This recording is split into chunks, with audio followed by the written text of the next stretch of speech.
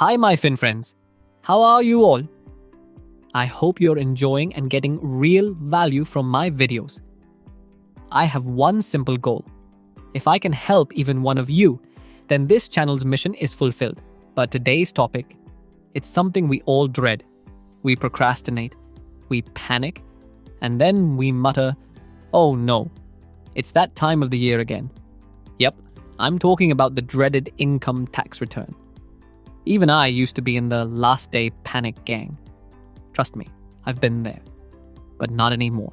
In this video, we're going to break down ITR in a way that finally makes sense.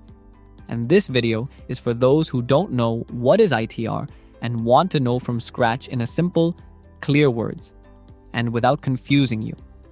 And I promise you, by the time you finish this, you'll never look at tax returns the same way again. So if you truly want this valuable information, watch this video till the end. Even skipping a few seconds might make you miss something super important. Alright, no boring talk, no complicated words, just clarity. Let's start without any further delay. When I first heard the word ITR, a bunch of questions popped into my mind. What exactly is ITR? Why do we even need to fill these boring and confusing forms? Is it mandatory for everyone? What happens if I don't file it? And if I do need to file it, can I do it myself or do I need someone's help? So many questions were swirling in my head. And I'm sure you've had the same doubts too, right? If yes, please comment me below. Okay, let's break all of this down one by one in the simplest way possible. So simple that even a school student could understand it. And most importantly, so you're never scared of ITR again, like we used to be. Just like in school, we receive a report card every year showing our marks in each subject, and we show that report to our parents. Similarly, if you're earning money, you need to show your earnings report to the government by filing your income tax return. Think of your ITR as your financial report card. And here's something important to note, that there's no age limit for filing an ITR. It doesn't matter whether you're young or old. What matters is your income. If you're earning above the limit, you need to file your return. Even if you're a minor, that is under the age of 18, and you're earning money through interest, business, salary, or capital gains, you're not off the hook. If your income crosses the basic exemption limit, your parent or guardian must file an ITR on your behalf. Next, let's talk about adults, those between the ages of 18 and 60. For them, the standard income tax rules apply. If your total income exceeds the basic exemption limit for the financial year, you're required to file your own ITR. The last category includes senior citizens and super senior citizens. Senior citizens are those aged 60 to 80 years. Super senior citizens are aged 80 years above. They do enjoy higher basic exemption limits, but once their income crosses the specified threshold, they're required to file their ITR just like everyone else. I know some of these terms might be new to you, but don't worry. We'll break them down one by one. Now you might be asking, what exactly is a capital gain? Let me explain it quickly. A capital gain is simply the profit you earn when you sell a capital asset, such as mutual funds, stocks, property, or gold, for a price higher than what you paid. In short, if your selling price is more than your purchase price, that's a capital gain. And yes, that profit is taxable, which means you'll need to pay tax on it. Now, capital gains come in two types. One is short-term capital gains, when the asset is sold before a specified holding period depending on the asset type. And other one is long-term capital gains, when the asset is sold after or on completion of that specified holding period. One important catch is this: capital gains can differ as per the capital asset type you sold.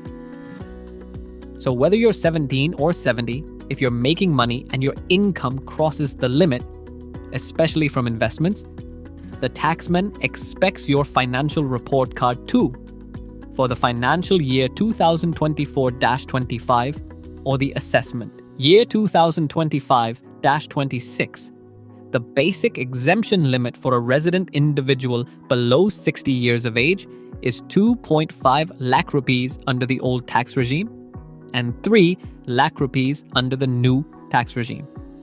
This means that if your total income exceeds these limits, your income becomes taxable, and you are required to file an income tax return, regardless of whether any tax is payable after deductions. Taxpayers have the option to choose between the old and new tax regimes, depending on which one provides better tax benefits based on their income, structure, and eligible deductions. Either way, you've probably heard the term tax regime a bunch of times by now, and you might be thinking, okay, but what does that actually mean? Okay, let's clear it up. A tax regime is basically the set of rules, slabs, and tax rates that decide how much tax you'll pay on your income. There are two options. One is old regime and another is new regime. And yes, you get to choose the one that works best for you. Check out the table on screen to see the key differences between them. Don't worry if it feels confusing right now. We'll break it down step by step in the next videos, so stick around. It'll all start making sense gradually. By now, we've mentioned the word exemption quite a few times, and you might be wondering, wait, what exactly is an exemption? And how is it different from a deduction or a standard deduction? Aren't they all kind of the same? Great question. Let's clear it up.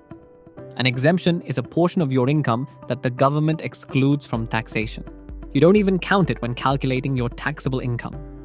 A common example is HRA, EPF, PPF, and others. Wait, there are other subclauses as well for exemptions, which means some are partially exempt and some are fully exempt. We will cover this in upcoming videos. Now, on the other hand, a deduction is an amount you subtract from your total income after adding up all your earnings. Think of deductions under sections like 80C for investments or 80D for health insurance. They help reduce your taxable income. There are other deduction options as well, and if you're doing those, you can opt for deductions. And then there's the standard deduction. This one's even simpler. It's a flat 50,000 rupee deduction that salaried individuals and pensioners automatically get. No documents, no bills, no questions asked. Just a straight reduction from your income. Easy, right? Now, here's the catch. While all three reduce your taxable income, they come from different sections of the tax law and are applied at different stages in the income tax calculation process. To make it crystal clear, check out this simple comparison table on screen. Now, one of the most important things you need to know is something called TDS. I know, the name sounds super boring, and you might be thinking, oh, another complicated tax term? Well, you're not alone. We all feel that way at first, but here's the thing. TDS is one of the main ways your money gets deducted even before it reaches you. Let me explain. TDS stands for tax deducted at source. That means the moment your income is generated, a certain amount is deducted right there at the source, even before it hits your bank account. For example, when you receive your monthly salary, you feel happy that money is credited. But wait, there's a catch. Your employer has already deducted TDS from your salary and paid that amount directly to the government on your behalf. And it's not just your salary. TDS is also deducted from bank interest payments, insurance commission, rent payments, brokerage or consultant fees, professional service charges, and many more. These are some of the most common TDS deductions we come across in our daily life. Now here's the twist.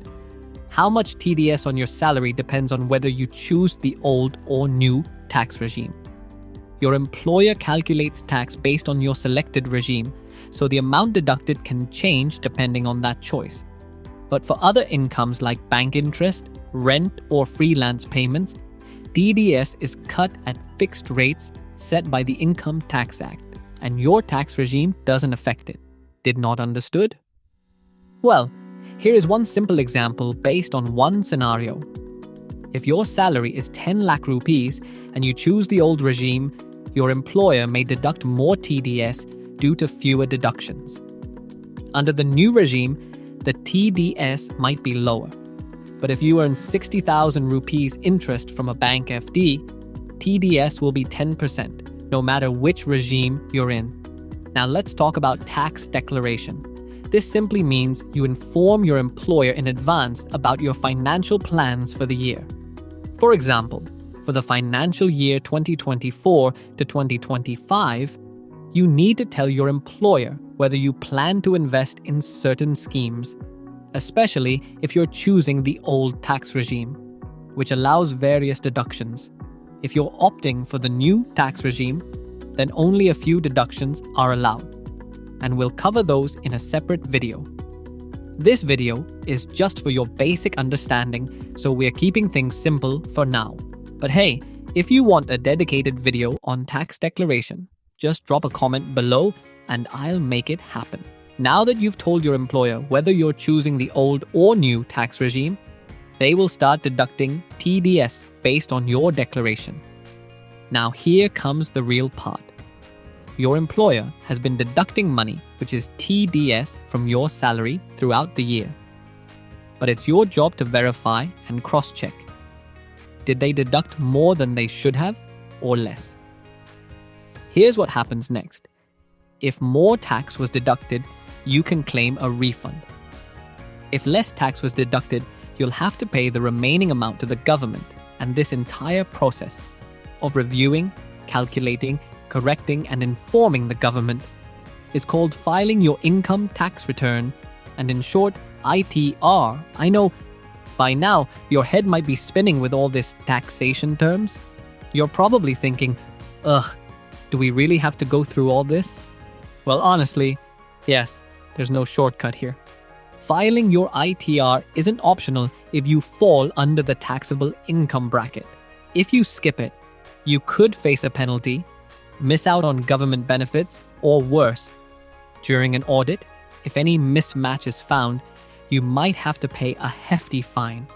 And trust me, that's not something you want to deal with. So do the smart thing.